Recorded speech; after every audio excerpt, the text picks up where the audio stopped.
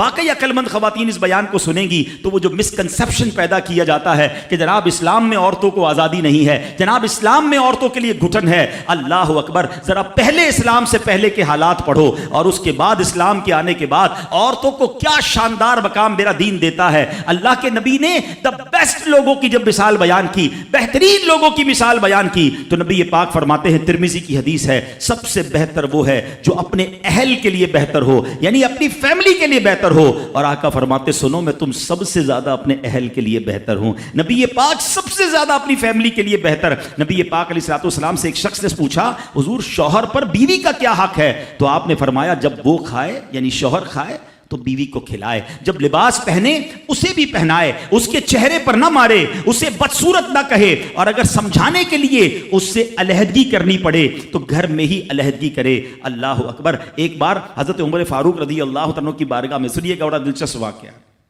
سیدنا عمر فاروق کا کتنا بڑا نام ہے، آپ کے جلال کی، آپ کی عدالت کی مثالیں دی جاتی ہیں، بڑے بڑے لوگ آپ کے سامنے تھر تھر کانپتے تھے۔ آپ کا گھر میں انداز کیا تھا کہ ایک شخص آیا کہ میں حضرت عمر کے پاس جاؤں اور بتاؤں میری بیوی جو ہے مجھ سے اس طرح بات کرتی ہے، اور میرا وہ انداز نہیں ہوتا جو شوہر کے سامنے ہونا چاہیے، ہوتا ہے گھروں میں ہو جاتا ہے۔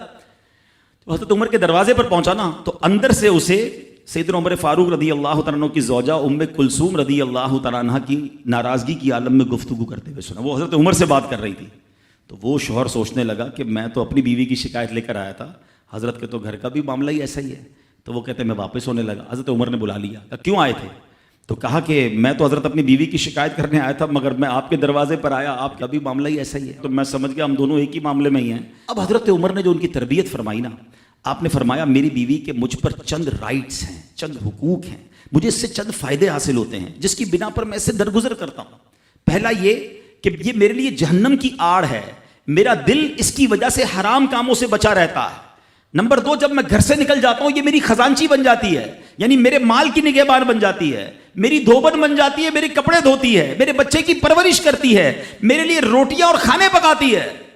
تو وہ شخص کہتا ہے یہ سارے فائدے تو مجھے بھی اپنی بیوی سے حاصل ہیں، تو میں تو کبھی درگزر سے کام نہیں لیتا، وہ مجھے کہتی میں اسے لڑنا شروع کر دیتا ہوں۔ کہتا آج آپ کی بات سے نصیحت مل گئی، اب میں اپنی بیوی کی چھوٹی موٹی باتوں کو میں بھی درگزر کر دوں گا۔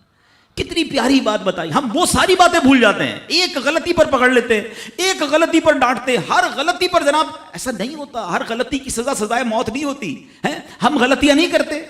اگر جس طرح ہم اپنی بیوی کو اور غلطی پر ڈانٹتے وہ ڈانٹنا شروع کر دے پھر کیا حال ہوگا؟ تو ایسا نہ کرے، وہ بھی دل رکھتی ہے، ہم نے کسی انسان سے شادی کی ہے، کمپیوٹر سے نہیں کی، ٹھیک ہے نا؟ تو کمپیوٹر بھی آج کل وائرس آ جاتا ہے، تو وہ تو انسان ہے، غلطی ہو گئی، کوئی بات نہیں۔ تو سبحان اللہ، اتنا پیارا مزہ